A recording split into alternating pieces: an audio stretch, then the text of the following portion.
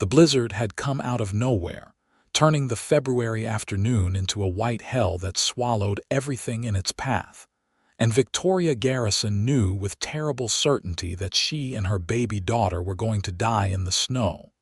Her legs gave out first.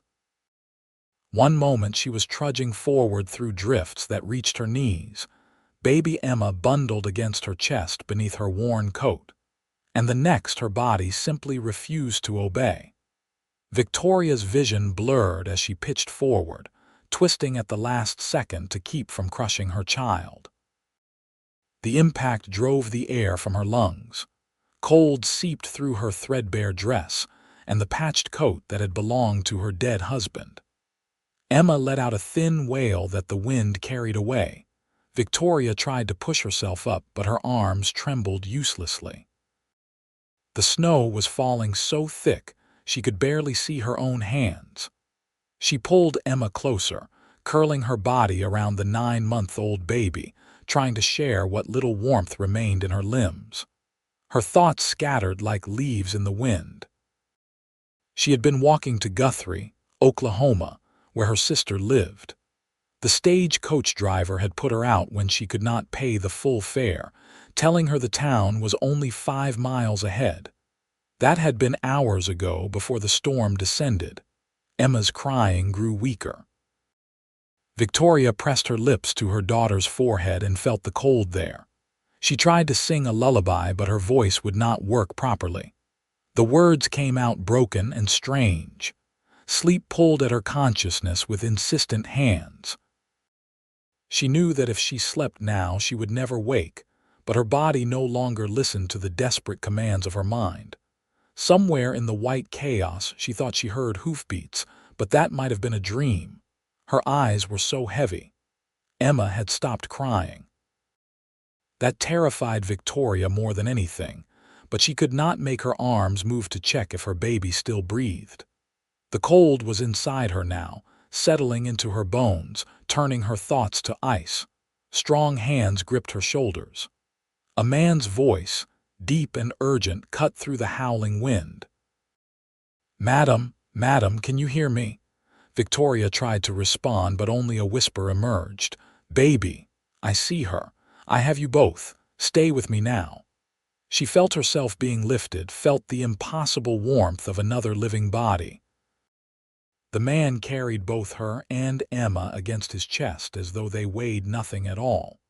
Victoria tried to tell him to save Emma first, to leave her behind if he must, but the words dissolved before they reached her lips. Darkness rushed up to claim her, and she fell into it without resistance. Warmth woke her. Not the gentle warmth of spring sunshine, but an almost painful heat that made her skin prickle and burn. Victoria's eyes flew open and she gasped, trying to sit up. A firm hand pressed her shoulder back down. "Easy now. You have been frozen half to death. Moving too quick will do you harm." The voice belonged to a man somewhere in his late 20s, perhaps 30 at most. Victoria's vision swam into focus, and she found herself staring up at a face that was all hard angles and weathered bronze skin. Dark eyes regarded her with concern from beneath the brim of a black hat. He had removed his coat but still wore a wool shirt and leather vest. A bandana hung loose around his neck. "Emma," Victoria croaked. Her throat felt raw. "My baby. She is here, sleeping." He moved aside so Victoria could see the makeshift bed he had created near the fireplace. Emma lay swaddled in what looked like a man's flannel shirt, her small chest rising and falling in steady rhythm. Relief hit Victoria so hard she felt tears spring to her eyes. "I thought we were dead," she whispered. "You nearly were. Another 10 minutes out there and I would have been too late." The man stood and moved to the fireplace, ladling something from a pot that hung over the flames. "My name is Benjamin Vance. This is my cabin. We are about 3 miles north of Guthrie, Victoria Garrison."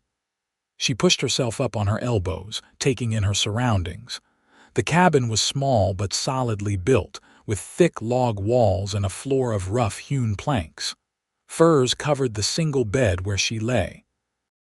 Snowshoes and traps hung on the walls alongside a rifle. A pair of saddles occupied one corner. Everything was neat and organized in the way of a man who lived alone and took pride in his space. I was trying to reach my sister in Guthrie. The stagecoach driver left me on the road. Benjamin's jaw tightened. That was Tom Hendricks, I would wager. Man has no honor. Here, drink this. He handed her a tin cup filled with hot broth. Victoria's hands shook so badly she nearly dropped it. Benjamin caught the cup and held it steady, guiding it to her lips. The broth was rich and salty, made from beef and vegetables. It burned going down, but Victoria had never tasted anything so wonderful. She drank greedily until he pulled the cup away. Slow now. Your stomach needs time to remember what food is. He set the cup aside and studied her face. When did you last eat? Yesterday morning, a piece of cornbread. Victoria looked down at herself and realized she wore only her thin chemise. Her dress and coat hung on pegs near the fire, steaming as they dried. Heat flooded her cheeks. You undressed me. Your clothes were soaked through. You would have died of cold otherwise. Benjamin's tone was matter-of-fact, without any hint of impropriety. I am no doctor, but I have lived through enough winters to know how to treat someone who has been frozen. I kept my eyes where they ought to be. Something in the calm certainty of his voice made Victoria believe him. She pulled the furs higher around her shoulders and glanced again at Emma. You saved us both. I have no way to repay you. I want no payment for doing what any decent man would do. Benjamin returned to the fire and stirred the pot. The storm is still raging. Could last another day or two. You and the baby will stay here until it passes and you are strong enough to travel. I do not want to impose. It is no imposition. I have supplies enough for 3. He ladled more broth into the cup and brought it back to her. Tell me about your sister. What is her name? Amelia Warner. She married a shopkeeper in Guthrie last summer. I was living in Kansas with my husband Robert, but he died 4 months ago. Pneumonia. Victoria's voice remained steady, though the grief was still fresh. She had cried all her tears already. I had nothing left in Kansas. No family, no money. Amelia wrote and said I could come to Guthrie and stay with her until I found work. Benjamin nodded slowly. I know the Warners. Good people. Thomas runs the dry goods store on 2nd Street. He paused. I am sorry about your husband. Thank you. Victoria sipped the broth more slowly this time. The warmth was spreading through her body now, chasing away the deep cold that had settled in her bones. What about you? Do you live out here alone? I do. I work horses mostly, breaking and training them to sell in Guthrie and Oklahoma City. I also trap during winter. He gestured to the furs on the walls. It is a solitary life, but it suits me. How did you find us? We were so far from any trail. I was checking my trap lines when the storm hit. My horse refused to go forward, kept pulling toward the north. Horses have sense about these things, so I gave him his head. He led me straight to you. Benjamin glanced at the window where snow still pounded against the glass. Providence, maybe. Or just good luck. Emma stirred and made a soft mewling sound. Victoria started to push back the furs, but Benjamin held up a hand. Stay warm. I will check on her. He moved to the baby with surprising gentleness for such a large man. His hands, calloused and scarred from hard work, touched Emma's forehead and then her chest, checking her temperature and breathing. Emma's eyes opened and she stared up at the stranger with solemn curiosity. She is warming up nicely, Benjamin said. A strong little thing. How old? 9 months. Born last May. Victoria watched him cradle Emma carefully.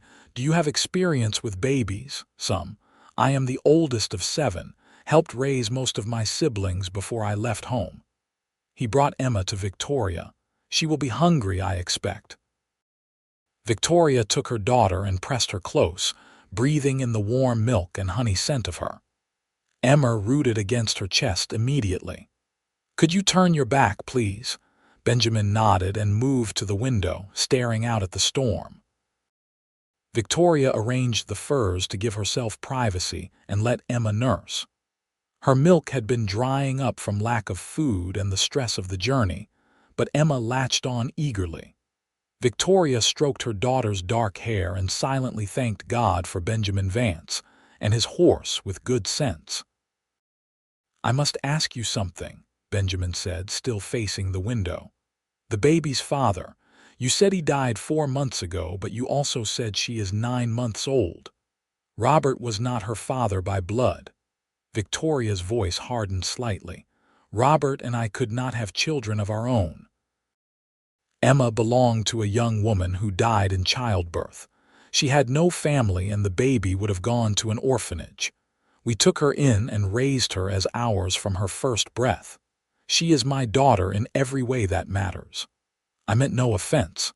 I only wanted to understand the situation." Benjamin turned back to face her, his expression neutral. "Some men would have questions about a widow traveling with a baby that age. Let them have their questions. Emma is mine." The fierceness in Victoria's voice surprised even herself. She had been through too much in the past months to tolerate judgment from anyone. "Good." Benjamin moved to the table and began slicing bread from a dark loaf. "A mother should be fierce about protecting her child. My own mother was like that. She once faced down a rattlesnake that got into our house, killed it with a hoe while we children watched from the loft." Despite everything, Victoria felt a smile tug at her lips. "She sounds formidable." She was. "She died 3 years ago, fever." He spread butter on the bread and brought it to Victoria. "Here, you need more than broth." Victoria shifted Emma to one arm and took the bread. The butter was fresh and sweet. She ate slowly, forcing herself not to devour it all at once despite the gnawing hunger in her belly. Benjamin returned to his tasks, giving her privacy while she fed Emma and ate. He moved around the cabin with quiet efficiency, banking the fire and checking the door to ensure it was secure against the wind. When Emma had finished nursing and Victoria had eaten her fill, Benjamin took the baby again while Victoria used the chamber pot behind a curtain in the corner. Her legs felt like water and her head spun when she stood. She gripped the bedpost for support, waiting for the dizziness to pass. "You are weaker than you think," Benjamin said. "Rest more. Sleep if you can." Victoria wanted to argue, but exhaustion was already pulling at her again. She climbed back into the bed and accepted Emma when Benjamin handed her back. The baby's eyes were already drooping. Victoria held her close and let her own eyes fall shut. She woke to the sound of Benjamin moving about the cabin. The light coming through the window was gray and thin, suggesting either dawn or dusk. Victoria could not tell which. The storm still raged outside. Emma slept peacefully beside her, her small body radiating heat like a coal. "What time is it?" Victoria asked. "Near evening. You slept most of the day." Benjamin hung a pot over the fire. "How do you feel?" "Better. Warmer." Victoria sat up carefully, keeping the furs wrapped around her shoulders. Her chemise had dried, but her dress was still damp. "I should help with something. I cannot just lie here while you do all the work. You can help by recovering your strength. You and the baby nearly died yesterday. Your body needs time to heal." He glanced at her over his shoulder. "Besides, what work is there? I am used to caring for myself." "Every man says that until he has to eat his own cooking for more than a week," Victoria said. The words came out more tart than she intended, but Benjamin laughed, a low rumble that warmed the cabin more than the fire. "You might be right about that. My cooking is adequate, but no one would call it good." He pulled out a cloth-wrapped package and unwrapped it to reveal a slab of bacon. "Can you cook?" "I can. My mother was a good teacher." Victoria watched him slice the bacon into the pot. "Let me help. I will go mad just lying here." Benjamin considered this, then nodded. "Your dress should be dry enough to wear by now. I will step outside while you change. In that storm, you will freeze. I need to check on my horses anyway. They are in the shelter behind the cabin." He pulled on his heavy coat and wrapped a thick scarf around his face, then opened the door. Wind and snow blasted into the cabin before he forced the door shut behind him. Victoria moved quickly, grateful for the privacy. Her dress was still slightly damp, but much better than it had been. She pulled it on over her chemise and laced it up with fumbling fingers. Her coat was wearable as well. She felt more human once she was properly dressed, less vulnerable. Emma began to fuss. Victoria changed her wet cloth diaper, using one of her own petticoats since she had no other clean rags. She would need to wash them soon, another task to add to the list. The baby was hungry again, always hungry these days. Victoria nursed her while she waited for Benjamin to return. He came back in a blast of cold air and snow, his coat and hat white with frost. He stomped his boots on the mat by the door and shook off the snow. "Horses are fine. They have food and water and the shelter is solid." He removed his outer layers and hung them by the fire. "Your daughter is awake, I see, and hungry. She is always hungry lately." Victoria shifted Emma to her other side. "Is it safe for your horses out there?" "Safe as can be. I built that shelter myself 3 years ago when I first claimed this land. It has weathered worse storms than this." He moved to the fire and checked the bacon, which was beginning to sizzle and pop. "Once she is done eating, you can show me what you meant about my cooking." They worked together in the small kitchen space, Victoria directing while Benjamin followed her instructions. She showed him how to fry eggs in the bacon fat and make a simple pan gravy with flour and milk. He moved with careful precision, like a man unaccustomed to taking orders but willing to learn. They ate at the rough table, the simple food tasting like a feast after days of near starvation. "You were right," Benjamin said, sopping up gravy with a piece of bread. "This is better than anything I would have made. It is basic cooking, nothing fancy." Victoria wiped Emma's face with a damp cloth. The baby was trying to grab everything on the table with her small hands. "Do you never have company out here? Someone to cook for you?" "Sometimes I go into town and eat at the hotel. But no, I rarely have visitors. Most people think I am odd for living out here alone." He paused. "Does it bother you, being here with a stranger?" Victoria considered the question honestly. "It should, I suppose. A proper woman would be concerned for her reputation. But you have been nothing but kind and respectful, and given the choice between propriety and freezing to death, I will choose survival every time." A practical answer. I like that. Benjamin stood and began clearing the dishes. "We will need to melt snow for washing. The pump outside is frozen solid." They fell into an easy rhythm over the next few hours. Benjamin brought in snow in a large bucket and set it by the fire to melt. Victoria washed the dishes and the soiled cloths while he tended to his gear, oiling his saddles and checking his traps for damage. Emma played on a blanket near the fire, fascinated by her own toes. The storm showed no signs of letting up. Wind howled around the cabin like a living thing, rattling the shutters and whistling through every small gap in the walls. Victoria found herself grateful for the solid construction and the warmth of the fire. She tried not to think about what would have happened if Benjamin had not found them. As darkness fell, Benjamin lit several oil lamps that cast warm, golden light through the cabin. He pulled out a worn book and settled into a chair by the fire. Victoria watched him from the corner of her eye as she folded clean cloths. His face in the lamplight looked younger, less harsh. He had a strong profile, all straight lines and firm jaw. His hands, which could break a horse or skin a trap, turned the pages with surprising gentleness. "What are you reading?" she asked. He held up the book so she could see the cover.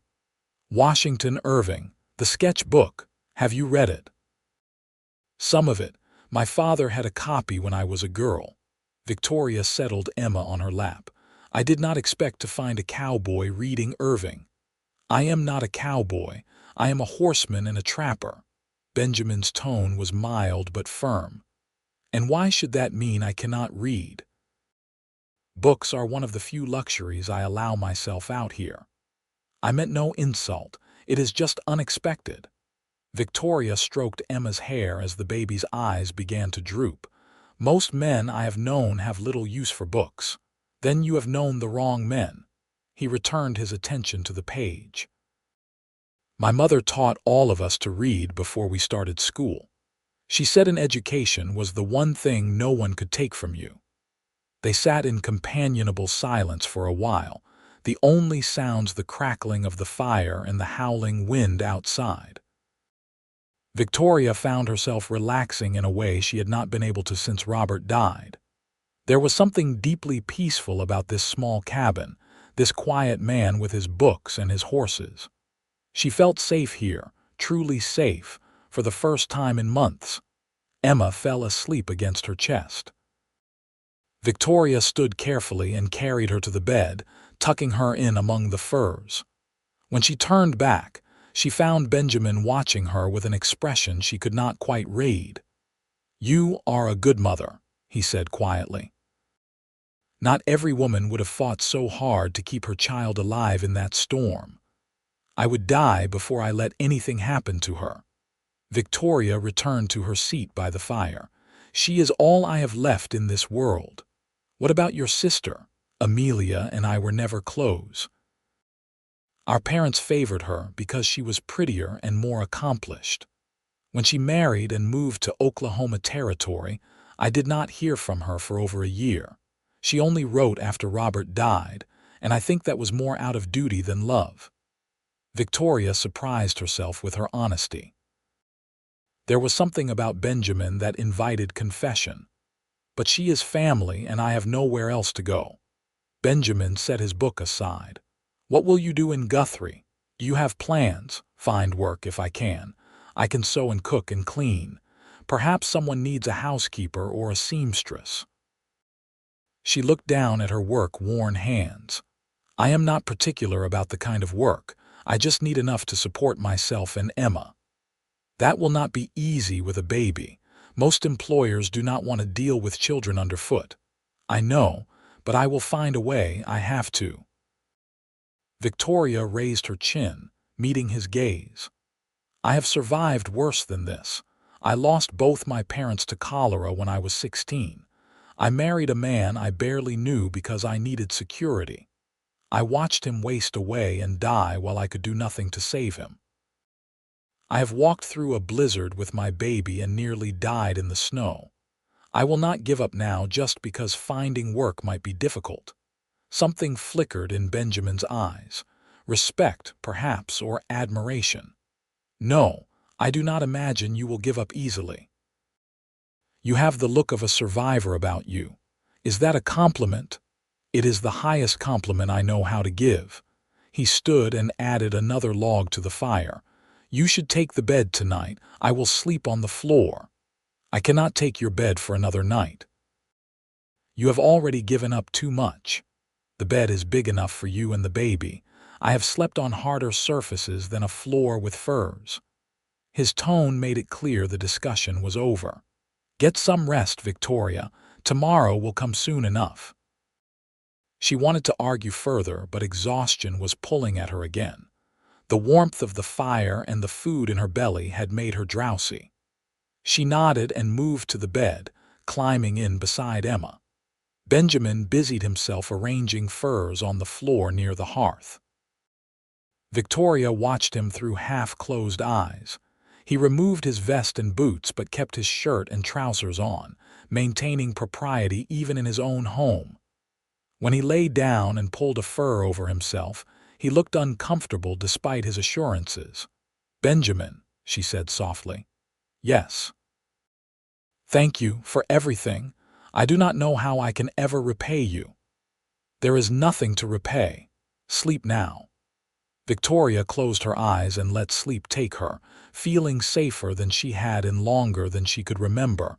The storm raged for 2 more days. Victoria and Benjamin fell into an easy domestic routine that felt strange and comfortable at once. She cooked while he tended the animals and maintained the cabin.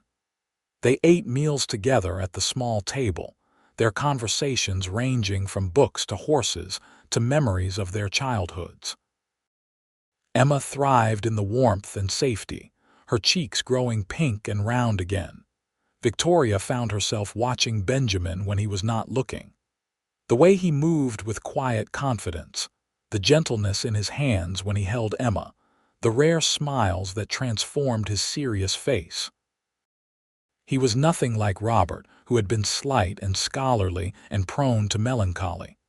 Benjamin was solid and steady, a man who had made peace with solitude but still knew how to share space with another person. On the 3rd morning, Victoria woke to silence. The wind had stopped. Pale sunlight filtered through the window, turning the snow outside into a field of diamonds. She sat up carefully, trying not to wake Emma, and found Benjamin already awake and staring out the window. "The storm has passed," he said. Something in Victoria's chest tightened. "So it has. I will need to dig out the door and check the path to town. If the road is passable, I can take you to your sister tomorrow." "Of course, yes, that would be best." Victoria forced brightness into her voice. "Amelia will be worried. She was expecting me days ago." Benjamin turned to look at her. In the morning light, his face was unreadable. "I will ride into Guthrie today and let her know you are safe. That way she will not worry another night." "You do not need to do that. You have done enough already. The road might not be clear enough for the wagon until tomorrow anyway. It makes sense to ride ahead." He pulled on his coat. "I will be back before dark." He left before Victoria could argue further. She heard him moving around outside, the sound of a shovel cutting through snow. Emma woke and Victoria tended to her, going through the morning routine they had established. But her mind was elsewhere. Tomorrow she would leave this cabin and this strange, peaceful interlude would end. She would move into her sister's house and begin the difficult work of building a new life. She would probably never see Benjamin Vance again. The thought sat in her stomach like a stone. She told herself she was being foolish. She had known this man for only 3 days. The circumstances of their meeting had been extraordinary, that was all. The gratitude she felt toward him was natural, but it was not anything deeper. It could not be anything deeper.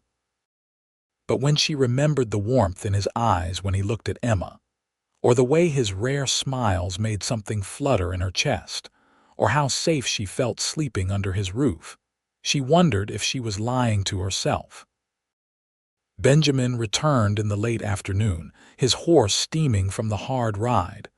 Victoria had stew waiting for him, along with fresh bread she had made using his supplies. He ate with obvious hunger while she sat across from him, Emma on her lap.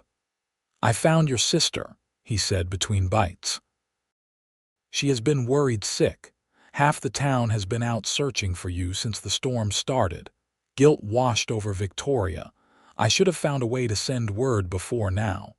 "How? The storm made it impossible. She understands that." Benjamin set down his spoon. "I told her I would bring you to town tomorrow morning. She is preparing a room for you and the baby." "Thank you, truly." Victoria hesitated. "What did you tell her about how you found me? The truth, that you collapsed in the snow and I brought you here to save your life?" He met her eyes. "Was I supposed to tell her something different?" "No. I just wondered what she would think about me staying here with you alone." She seemed more concerned that you were alive than worried about propriety. "But if anyone in town has questions about your reputation, send them to me." I will set them straight." The fierce protectiveness in his voice made Victoria's heart skip. "You barely know me. Why would you defend my reputation?" "Because you are a decent woman who found herself in terrible circumstances through no fault of her own. Anyone who would judge you for that is a fool." Benjamin returned to his stew. "Besides, I do not tolerate gossips, never have." They cleaned up together after the meal, moving around each other in the small space with practiced ease. Victoria found herself memorizing details. The way Benjamin dried dishes with slow precision, the calluses on his palms, the small scar above his left eyebrow. Tomorrow these things would be just memories. That night, Victoria lay awake long after Emma had fallen asleep. She could hear Benjamin's steady breathing from his place by the fire. The cabin felt like its own small world, separate from everything else. She did not want to leave it. The realization struck her with surprising force, but wanting and having were two different things. Tomorrow she would go to Guthrie and begin her new life. That was the sensible thing to do, the only thing to do. Benjamin had saved her life, but that did not mean he wanted her to stay. He had chosen solitude, after all. He had built this life alone and seemed content with it.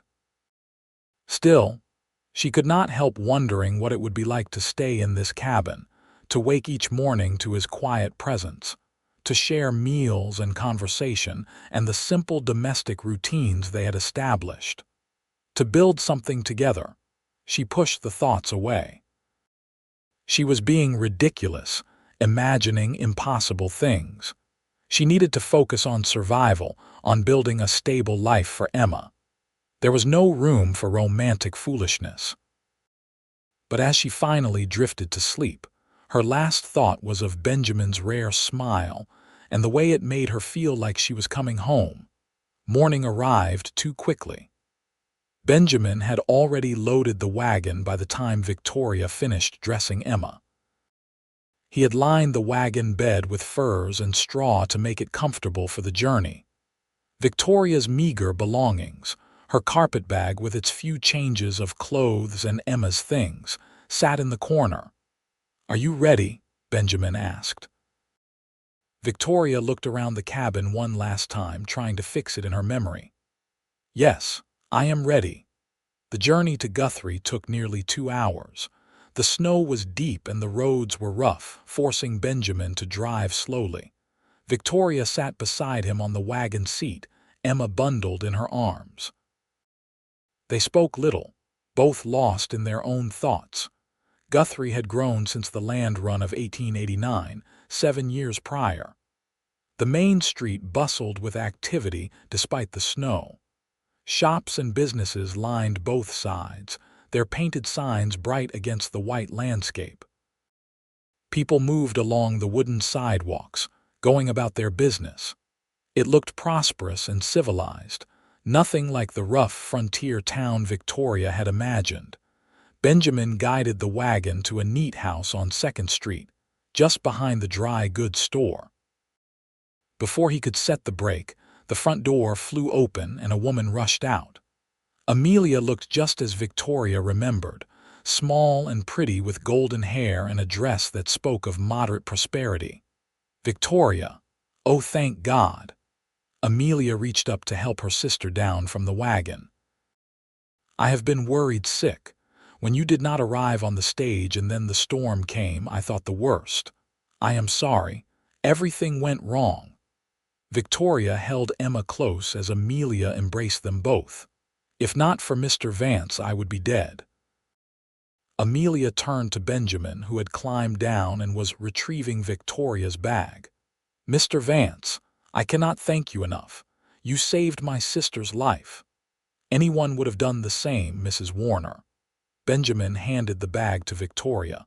His eyes met hers for just a moment before he looked away. "Come inside, all of you," Amelia said. "I have coffee and food ready." "I should be getting back." Benjamin climbed back onto the wagon seat. "Nonsense. You have ridden all this way in the cold. The least we can do is offer you a hot meal." Amelia's tone was firm but warm. I insist." Benjamin looked like he might argue, but then he nodded and climbed down again. They followed Amelia into the house, which was warm and smelled of baking bread. It was larger than Benjamin's cabin, with a proper parlor and separate kitchen. Everything was neat and well kept, the home of people who took pride in their belongings. A man emerged from the back room, tall and thin with spectacles and thinning brown hair. "You must be Victoria. I am Thomas, Amelia's husband. Welcome to our home." They shook hands and Thomas greeted Benjamin warmly, clearly already acquainted. Over coffee and sandwiches, Victoria told them the story of what had happened, leaving out some of the details about how close to death she and Emma had come. Amelia grew pale anyway, clutching her handkerchief. "That horrible man putting you off the stage like that," Amelia said. "Thomas, someone should speak to him." "I already have," Thomas said grimly. "Half the merchants in town have. If he pulls something like that again, he will lose his contract." They talked for a while longer, but Victoria found her attention drifting. She kept glancing at Benjamin, who sat quietly with his coffee cup, saying little. He looked out of place in the neat parlor with its wallpaper and doilies, like a wolf that had wandered into a house cat's domain. Finally Benjamin stood. "I should go. I have work waiting at home." "Of course. Thank you again, Mr. Vance." Amelia walked him to the door. "Please, if there is ever anything we can do for you, anything at all, you need only ask." "There is no debt, Mrs. Warner. I am glad I was able to help." Benjamin turned to Victoria. "I wish you well, Mrs. Garrison. You and Emma both." Victoria stood, suddenly desperate not to let him leave without saying something, though she did not know what. "Thank you, Benjamin, for everything." He nodded once, his dark eyes unreadable, and then he was gone. Victoria stood at the window and watched him drive away, the wagon disappearing around the corner. The house suddenly felt too warm, too crowded, too full of strangers, even though one of them was her sister. "He seems like a good man," Amelia said softly, coming to stand beside her. "Quiet but good." "He is." Victoria turned away from the window. "Now show me where Emma and I will sleep. We have imposed on your hospitality long enough." The room Amelia had prepared was small but comfortable, with a bed big enough for Victoria and Emma to share and a dresser for their clothes. A braided rug covered the floor and curtains hung at the window. It was more than Victoria had expected, more than she deserved after years of distance from her sister. "I know we have not been close," Amelia said, hovering in the doorway, "but I am glad you are here, truly. I have missed having family nearby. I have missed you too." Victoria was surprised to find she meant it. "Thank you for taking us in." "You are my sister. Where else would you go?" Amelia smiled. "Rest now. We can talk more at dinner. Thomas is bringing home a chicken and I am making dumplings." After Amelia left, Victoria sat on the bed with Emma in her lap. The baby was fascinated by the new surroundings, her head swiveling to take in every detail. Victoria felt unmoored, adrift. This was what she had wanted, what she had walked through a blizzard to reach. Safety, family, a roof over her head. So why did it feel wrong? She knew why. She had left her heart in a cabin 3 miles north of town with a quiet man who read Washington Irving and handled babies with surprising gentleness. The next few days passed in a blur of domestic activity. Amelia seemed determined to make up for years of distance by showering Victoria with attention. She gave her clothes that no longer fit, helped her care for Emma, and introduced her to the other women in town. Victoria met the minister's wife and the banker's wife and the wives of various shopkeepers. They were all polite and welcoming, but Victoria felt like an imposter among them. Thomas was kind too, in his distracted way. He was clearly devoted to Amelia, and seemed genuinely happy to have her sister and niece in his home. But Victoria could see the way he winced when Emma cried at night, the way his eyes lingered on his disrupted routine. She was an intruder here, no matter how gracious her hosts. She needed to find work and her own place to live. She could not impose on their generosity forever. But every potential employer she spoke to had the same response. They could not hire someone with a baby.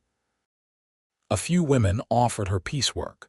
Sewing and mending she could do at home, but the pay was barely enough to buy food, much less save for her own lodgings. After a week of fruitless searching, Victoria sat in Amelia's kitchen darning socks and fighting back tears of frustration. Emma played on a blanket at her feet, babbling to herself. The baby was happy, at least. She had enough to eat and a warm place to sleep. That was what mattered. The bell above the shop door rang, signaling a customer. Victoria heard Thomas's voice greeting someone and then a deeper voice responding. Her heart kicked against her ribs. She knew that voice. "Victoria," Thomas called. "You have a visitor." She set down her darning and picked up Emma, then walked into the shop. Benjamin stood by the counter, his hat in his hands. He looked the same as she remembered, solid and steady and real. Something in her chest unclenched at the sight of him. "Mr. Vance," she said, trying to keep her voice level. "This is a surprise. Mrs. Garrison." He nodded to her, then to Emma. "I came to town for supplies. I thought I would stop by and see how you were settling in." "That is kind of you. We are doing well. Amelia and Thomas have been very welcoming." The words felt stiff and formal, nothing like the easy conversations they had shared in the cabin. Thomas looked between them with knowing eyes. "Victoria, why do not you show Mr. Vance the storeroom? I just received a new shipment of fabric you might be interested in for Emma's clothes." It was a transparent excuse, but Victoria accepted it gratefully. She led Benjamin through the shop to the storeroom in the back, away from prying ears. As soon as the door closed behind them, the formal mask slipped. "Benjamin, it is good to see you." Victoria shifted Emma to her other hip. "I have been thinking about you, wondering how you are managing alone after having us underfoot for days. The cabin feels empty without you both." He looked down at his hat, turning it in his hands. "I wanted to make sure you were truly all right, that you were not just putting on a brave face." "I am managing. Amelia has been kind." Victoria hesitated. "But I am struggling to find work. No one wants to hire a widow with a baby. I have found some sewing work, but it is not enough to support us." Benjamin's jaw tightened. "I thought that might be the case. That is actually why I am here."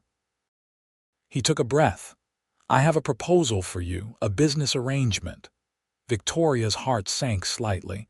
A business arrangement, not what she had been hoping for, though she could not articulate what she had been hoping for. "What kind of arrangement?" "I need help at my place. The horses I train, they respond better to gentle handling than most buyers give them. I have been thinking about hiring someone to help with the breaking process, someone with a soft touch, and my cabin is falling apart without a woman's care. The cooking, the cleaning, the mending. I have let it all go for too long." He met her eyes. "I want to hire you as my housekeeper and assistant. You and Emma would live at the cabin. I would pay you fair wages, enough for you to save up for your own place eventually if that is what you want." Victoria stared at him, her mind racing. Live at the cabin again, work alongside him every day, fall back into those comfortable routines. It sounded perfect. Too perfect. "Benjamin, I cannot. People would talk. A widow living alone with an unmarried man, it is not proper." "Then marry me." The words came out flat and practical, as though he were proposing a business merger rather than a lifetime commitment. "Marry me and there will be no scandal. It would be a practical arrangement.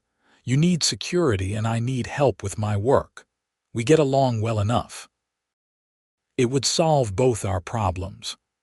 Victoria felt like she had been punched in the stomach. A practical arrangement. A marriage of convenience. Not a word about affection or love, just cold pragmatism. She should have expected it from a man like Benjamin, who had chosen solitude and seemed content with it. But some foolish part of her had hoped for more. "I see," she said carefully. "You want a housekeeper you do not have to pay." "No," Benjamin's eyes flashed. "I want you to have security. I want Emma to have a father who will provide for her. I want to wake up in the morning and hear another person breathing. I want someone to talk to about books and horses and everything else. I want all of that, and I am willing to offer marriage to get it." He paused. "But I will not lie to you and dress it up as something it is not. This would be a practical arrangement between two people who have been alone too long." "What about love?" The question escaped before Victoria could stop it. "What about it? You married once for love or necessity, and you have been widowed and left with nothing. I have seen what happens when people marry based on passion alone. It burns hot and fast and leaves nothing but ash." Benjamin's voice was steady, but his eyes were intense. "I am offering you something better. Partnership, respect, companionship. Those things last." Victoria looked down at Emma, who was trying to grab a bolt of fabric from a nearby shelf. Her daughter deserved stability, a home, a father who would care for her. Benjamin was offering all of that. He was a good man, an honest man. Many women would leap at such an offer. But Victoria had not walked through a blizzard and survived near death just to settle for a loveless marriage, no matter how practical. She had already done that once with Robert, marrying him because she needed security after her parents died. She had cared for him and mourned him, but she had never loved him, not truly. She would not make that mistake again. "I need time to think about this," she said finally. Benjamin nodded. "That is fair. Think about it. I will be in town through tomorrow morning if you want to give me your answer before I leave." He settled his hat back on his head. "Whatever you decide, I hope we can remain friends, Victoria. As do I." He left through the back door of the storeroom, avoiding the shop and any awkward questions from Thomas.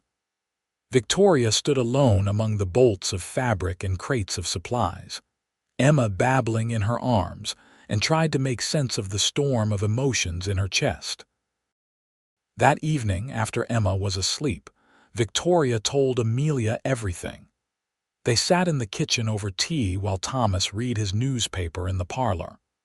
Amelia listened without interrupting, her face growing more thoughtful as the story progressed. "He proposed marriage," Amelia said when Victoria finished. "That is a good thing, is it not? He proposed a business arrangement. There is a difference." Victoria stared into her teacup. He was very clear that it would be practical, not romantic, no pretense of love. "But you want love."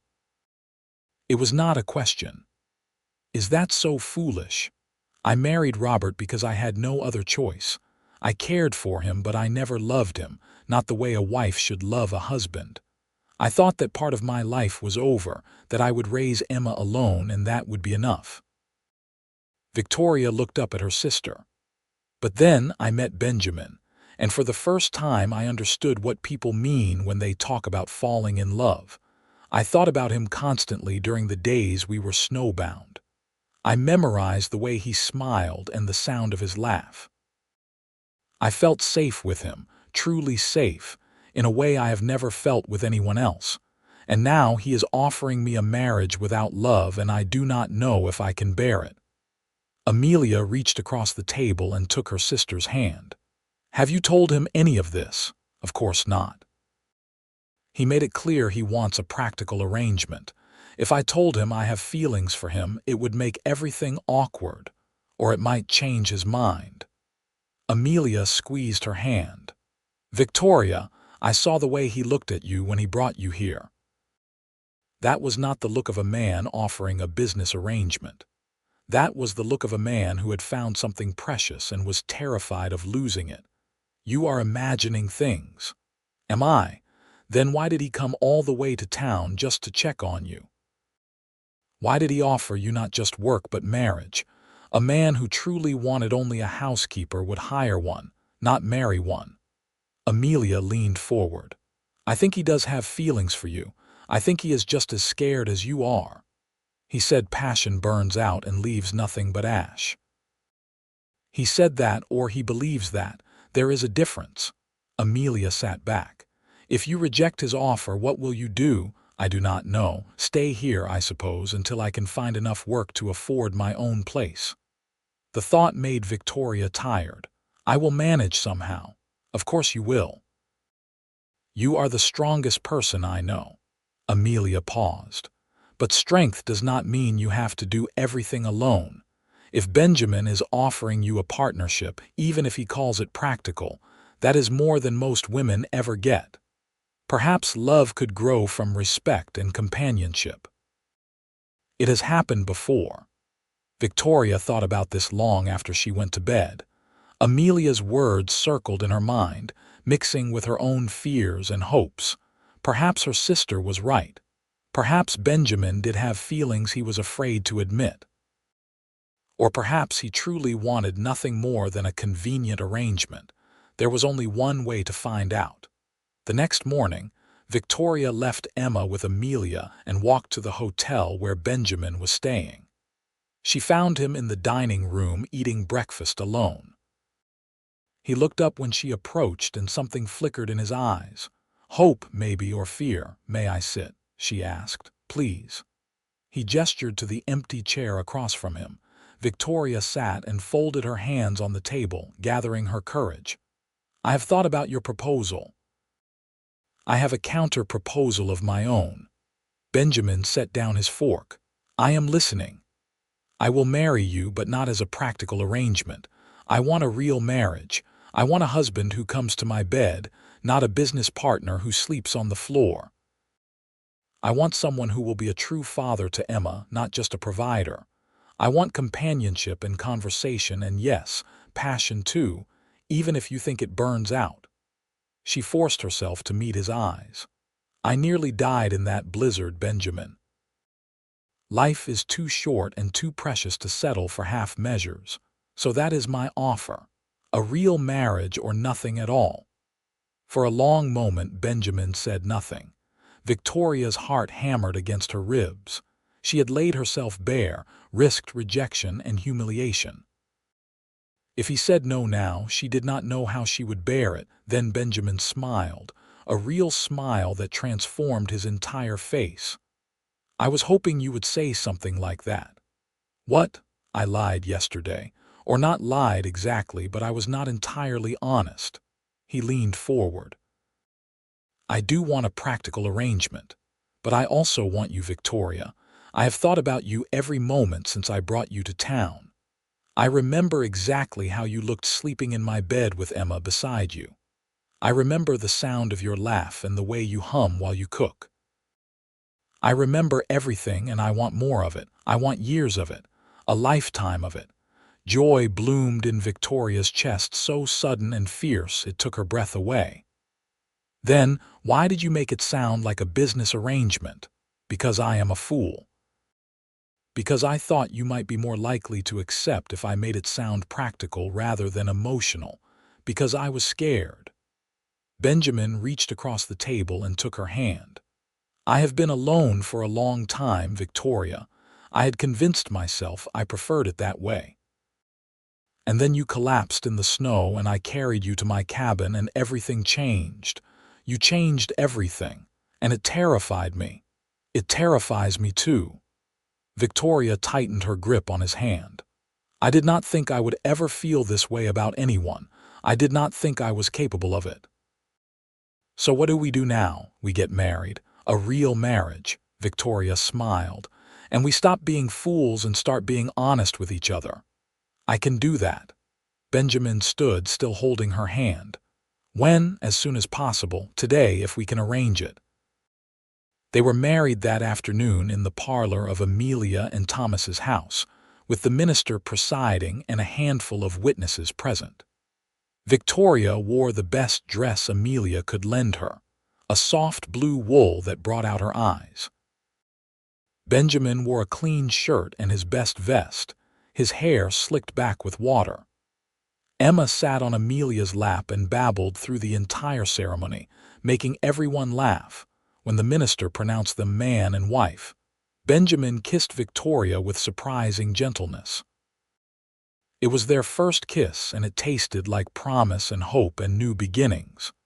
Victoria felt something tight in her chest finally loosen and fall away. They stayed in town that night, renting a room at the hotel. Amelia kept Emma overnight, giving them privacy.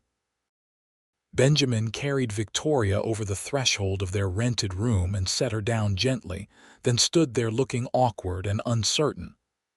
"I have not done this before," he admitted. "I mean, I have, but not with someone who matters, not with my wife." Victoria felt her own nervousness ease at his confession. "We will figure it out together." And they did. Slowly, carefully, with gentle hands and soft words. Benjamin was patient and tender, mindful of her inexperience and her nervousness. When he finally made her his wife in truth, Victoria felt the last of her walls crumble. This was what she had been afraid to hope for: true intimacy, true connection, two people becoming one. Afterward they lay tangled together in the narrow hotel bed, Victoria's head on Benjamin's chest, listening to his heartbeat slow. His hand traced lazy patterns on her bare shoulder. "I love you," he said quietly. "I should have said it before. I love you, Victoria." Tears pricked her eyes, but they were happy tears. "I love you too. I have since those days in the cabin, I think. Maybe even since the moment you pulled me out of the snow. I am glad I found you, glad my horse had good sense." He pressed a kiss to the top of her head. "We are going to have a good life together. I promise you that. I know we will." They returned to the cabin the next day, collecting Emma from Amelia and loading their few belongings into Benjamin's wagon. The journey felt different this time, full of joy and anticipation rather than fear. When they arrived at the cabin, Benjamin insisted on carrying Victoria over the threshold again, this time with Emma in her arms. "Welcome home, Mrs. Vance," he said. "Mrs. Vance." Victoria tested the name in her mind and found she liked it. She liked everything about this new life. The solid cabin with its warm fire, the man who was now her husband, the future stretching before them full of possibility. They settled into married life with surprising ease. Victoria had worried there might be awkwardness or adjustment, but Benjamin had been right when he said they worked well together. They fell back into the routines they had established during the blizzard, but now there was affection woven through everything. A touch on the shoulder as they passed in the cabin, stolen kisses while cooking dinner, long conversations by the fire after Emma was asleep. Benjamin taught Victoria about horses, showing her how to approach them and read their body language. She had a natural gentle touch that the animals responded to immediately. Together they worked with the young horses Benjamin was training, Victoria soothing them while Benjamin worked on saddle breaking. It was satisfying work that left Victoria tired but content at the end of each day. Emma thrived in her new home. She took her first real steps in the cabin, stumbling from Victoria to Benjamin with a delighted laugh. Benjamin scooped her up and tossed her in the air, making her squeal with joy. Victoria watched them together and felt her heart swell with love. This was what she had wanted for her daughter: a father who adored her, a stable home, a future full of promise. Spring came slowly, the snow melting to reveal brown grass and muddy paths. Benjamin made regular trips to Guthrie to sell his horses and buy supplies. Sometimes Victoria went with him. Emma bundled in the wagon. She maintained her relationship with Amelia, visiting her sister regularly and helping out in the shop when Thomas needed an extra pair of hands.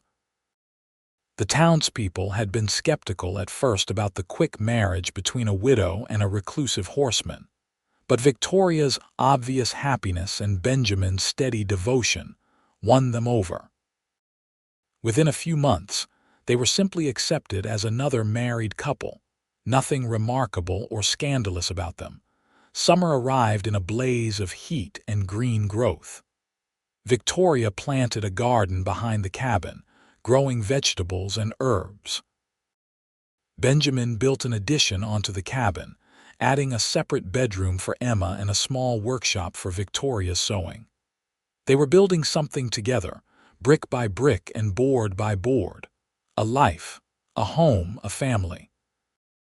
One evening in late July, Victoria realized she had not had her monthly courses in over 2 months. She sat at the table after dinner, one hand pressed to her still flat stomach, and tried to decide how she felt about it. Surprised, certainly. They had not been trying to prevent pregnancy, but she had not expected it to happen so quickly. "What is wrong?" Benjamin asked, noticing her stillness. "I think I might be with child." Benjamin's eyes went wide. "Are you certain?" "Not completely, but all the signs are there." Victoria looked up at him, trying to read his expression. "How do you feel about that?" He crossed the cabin in 3 long strides and pulled her into his arms. "How do I feel? I am overjoyed, terrified but overjoyed." He pulled back to look at her face. "And you, are you happy about it?" "I am. I did not expect it so soon, but yes, I am happy." Victoria touched his cheek. "Emma will have a brother or sister. We will be a real family. We are already a real family." Benjamin covered her hand with his. "But yes, this is wonderful news." The pregnancy progressed smoothly. Victoria felt sick in the mornings for the first few months, but otherwise remained healthy and strong. Benjamin hovered anxiously, treating her like she was made of glass. Victoria found it both endearing and annoying. "I am not an invalid," she told him one afternoon when he tried to prevent her from lifting a basket of laundry. "Women have been having babies since the beginning of time. I am perfectly capable of doing my normal work." "I know that. I just want to make sure you are safe." Benjamin took the basket from her anyway. "Humor me, please." Victoria sighed but let him have his way. She understood his worry even if she did not share it. He had lost so much in his life: his mother, his childhood home, the family he had been close to. The idea of losing her, or the baby, terrified him. Emma was fascinated by Victoria's growing belly. She would press her small hands against it and babble in her baby language, trying to communicate with her sibling. Benjamin would put his ear to Victoria's stomach and claim he could hear the baby's heartbeat, which Victoria knew was impossible but found sweet anyway. Winter came again, bringing snow and cold winds. This time Victoria was safely inside the warm cabin instead of lost in a blizzard. She often thought about that day almost a year ago when she had collapsed in the snow, certain she was going to die. So much had changed since then. She had gone from desperate and alone to loved and cherished. She had a husband who adored her, a daughter who was thriving, and another child on the way. It felt like a miracle. The baby came in early March, arriving just as the snow began to melt. Benjamin rode through the slush to fetch the midwife from Guthrie, then paced the cabin anxiously while Victoria labored. It was faster and easier than her labor with Emma had been, or perhaps Victoria was just stronger now, better fed and less afraid. When Benjamin finally got to hold his son, tears streaked down his weathered face. "He is perfect. You are perfect. I do not know what I did to deserve this, but I am grateful for it every day." They named him William, after Benjamin's father. He had Benjamin's dark eyes and a surprising amount of black hair. Emma was entranced by her baby brother, wanting to help with everything. Victoria had to watch her carefully to make sure she did not try to pick William up on her own. Life settled into a new rhythm with 2 children in the cabin. Benjamin expanded the space again, adding another bedroom and a proper kitchen. He was talking about building a barn and buying cattle to raise alongside his horses. Victoria encouraged him, seeing the dreams taking shape in his eyes. On their first anniversary, Benjamin surprised Victoria with a gift, a beautiful bay mare with a gentle disposition. "Her name is Daisy," he said, leading the horse forward.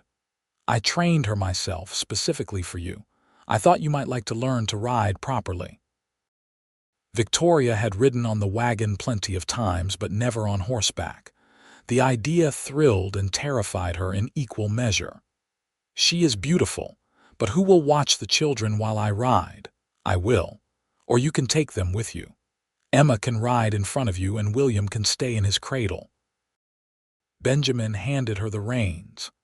"I want you to have something that is yours, Victoria, not just the work of caring for the cabin and the children, but something for yourself."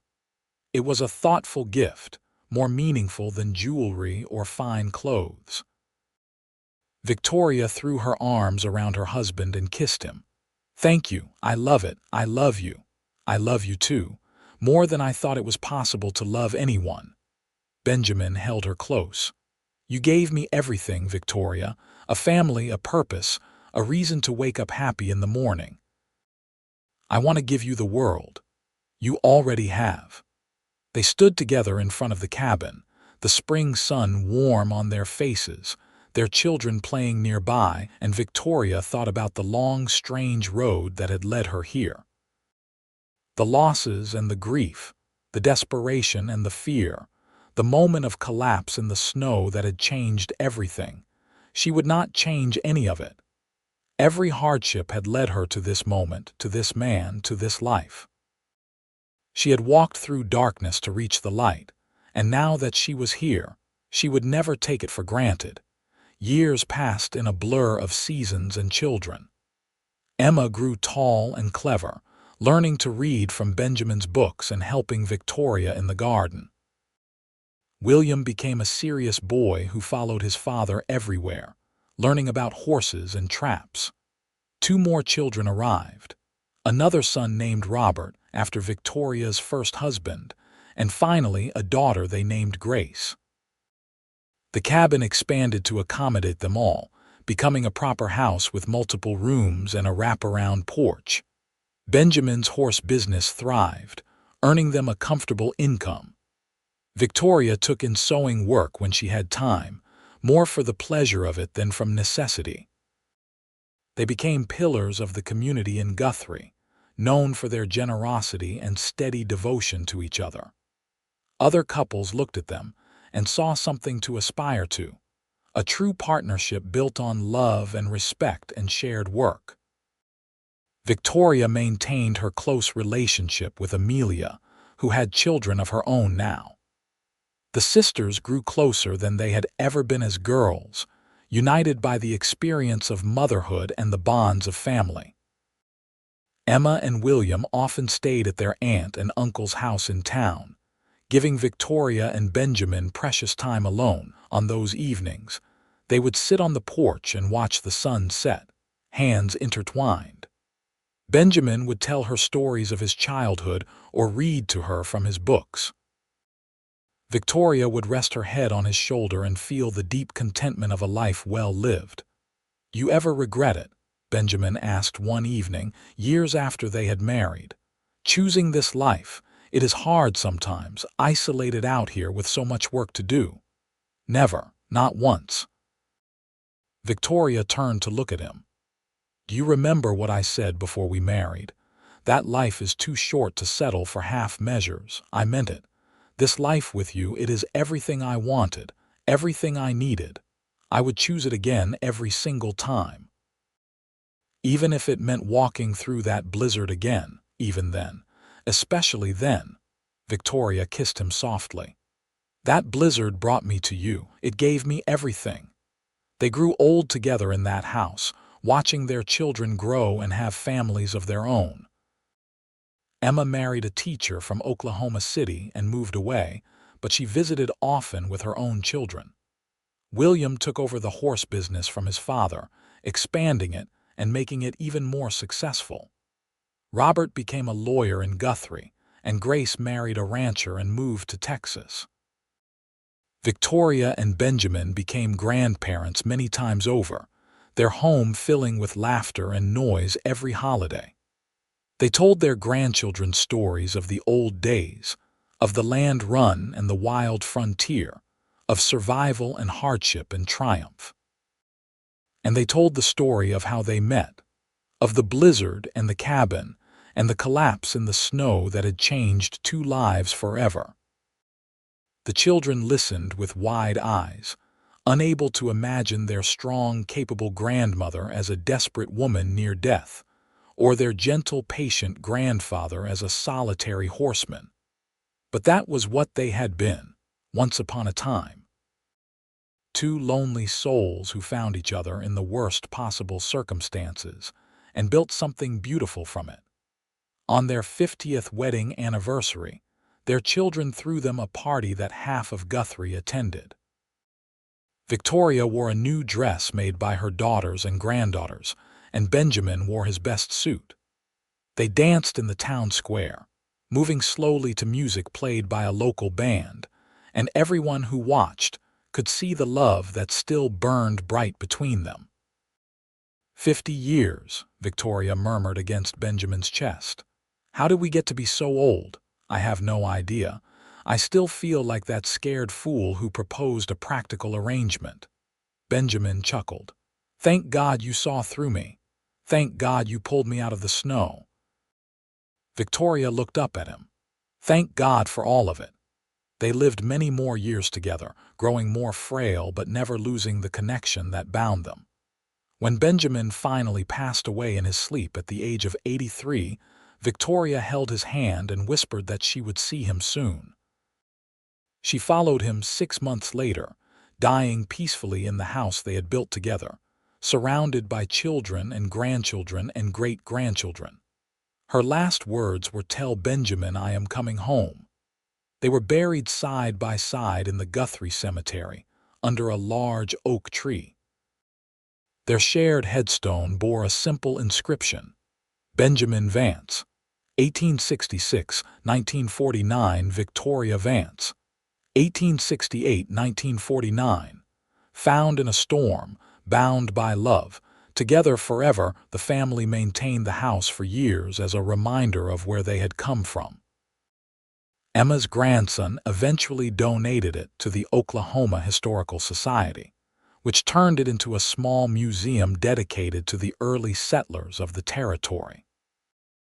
Visitors could walk through the original cabin portion, see Benjamin's traps and books, touch the table where Victoria and Benjamin had shared so many meals.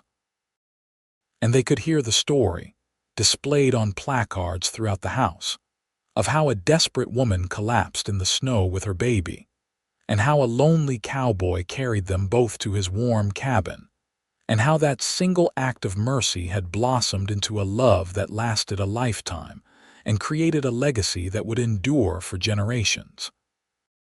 It was a simple story, really. A story of survival and kindness and two people choosing to love each other every day. But simple stories are often the most powerful ones, the ones that remind us what truly matters in life. Love matters. Family matters. The choices we make in moments of crisis can change everything, and sometimes the worst storms lead us exactly where we need to be. The museum guide would always end the tour with the same words. Victoria Vance once said that the blizzard gave her everything. She meant it literally. It gave her Benjamin, gave her a family, gave her a life she never could have imagined. All because one man had a good horse and a compassionate heart, and one woman had the courage to survive long enough to be saved. And visitors would leave thinking about the power of kindness, the strength of love, and how the most beautiful things in life often begin with the darkest moments. They would think about their own lives and the storms they had weathered, and they would wonder if they had been paying attention to the opportunities hidden in the chaos. Some would go home and call someone they loved. Some would make changes they had been afraid to make. Some would simply appreciate what they had a little more, grateful for the ordinary miracles of warmth and shelter and connection. Because that was the real gift of Victoria and Benjamin's story. Not just the romance or the drama, but the reminder that life can change in an instant. That despair and hope are often separated by a single act of kindness. That love can bloom in the most unexpected places, if only we are brave enough to let it. The snow still fell every winter in Oklahoma, blanketing the land in white. And somewhere in Guthrie, in a little museum that had once been a cabin, the story lived on. A testament to survival, to love, to the beautiful unpredictability of life. It was a story that began with a woman collapsing in the snow with her baby, and a cowboy carrying them both to his warm cabin. But it did not end there. It never really ended at all. The love Victoria and Benjamin built together echoed through their children and grandchildren and great-grandchildren, through every person who heard their story and carried it forward, through the very walls of the house they had shared. Love like that never dies. It transforms and endures, as permanent as the oak tree above their graves, as constant as the seasons turning year after year. It reminds us that even in our darkest moments, salvation might be just over the next hill. That the people we meet by chance might become the centers of our worlds. That home is not a place but a person, and family is not only blood but choice. Victoria had walked through a blizzard expecting to die, and instead she had found life. Real life, full and rich and meaningful. She had found Benjamin, and in finding him, she had found herself. The strong, capable woman who ran a household and raised children and built a legacy. The woman who had been there all along, just waiting for the right circumstances to emerge, and Benjamin had found his purpose. The solitary horseman had become a husband, a father, a grandfather, a cornerstone of his community. He had learned that solitude was not the same as peace, and that sharing your life with someone did not diminish you, but expanded you in ways you never imagined possible. They had saved each other that day in the snow. Not just Victoria's life, though that was certainly true, but they had saved each other from loneliness, from lives half-lived, from the slow death of isolation. They had given each other permission to be fully human, fully alive, fully in love. And that, in the end, was the real miracle. Not that Benjamin found Victoria in the storm, though that was remarkable enough, but that they recognized each other as something precious and worth fighting for, that they chose to build something together instead of staying safely apart, that they took the leap of faith required for true intimacy and never looked back. Their story was a gift to everyone who heard it, a reminder that love is always worth the risk, that family comes in many forms, that the best things in life often arrive when we least expect them.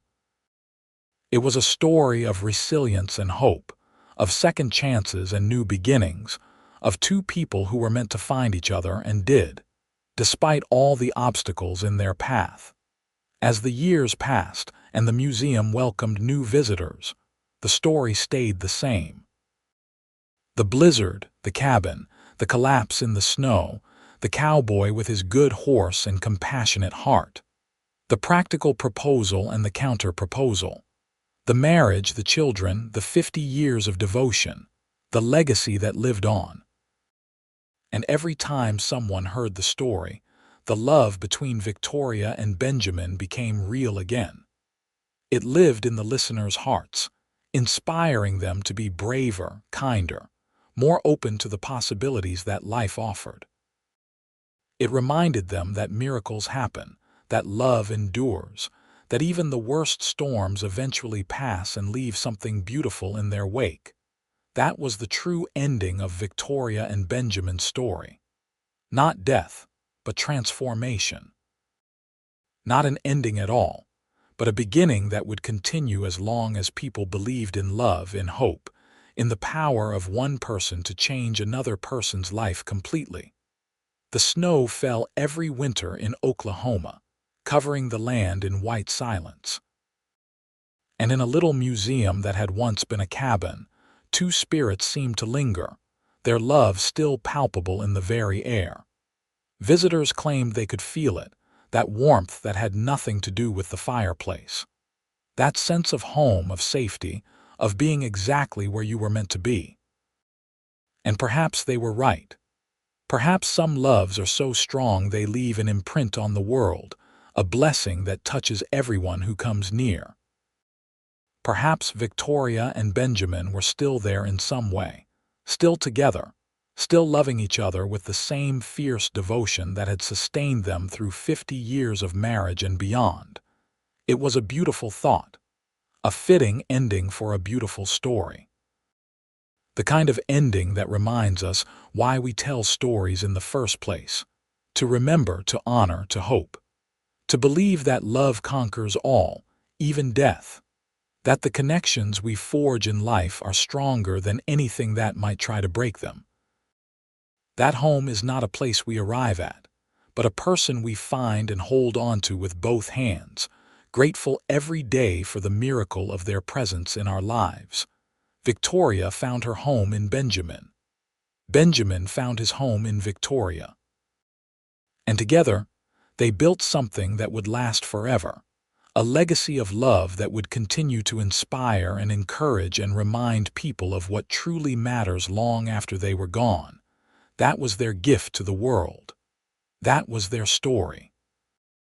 And it was a story worth telling, worth remembering, worth holding close to your heart on cold winter nights when the snow fell and the wind howled, and you needed to believe that somewhere, somehow, love was still winning. Because it was. It always had been. It always would be. And it all began with a woman collapsing in the snow with her baby, and a cowboy carrying them both to his warm cabin, and two hearts recognizing each other across the divide of loneliness and fear, and choosing to leap.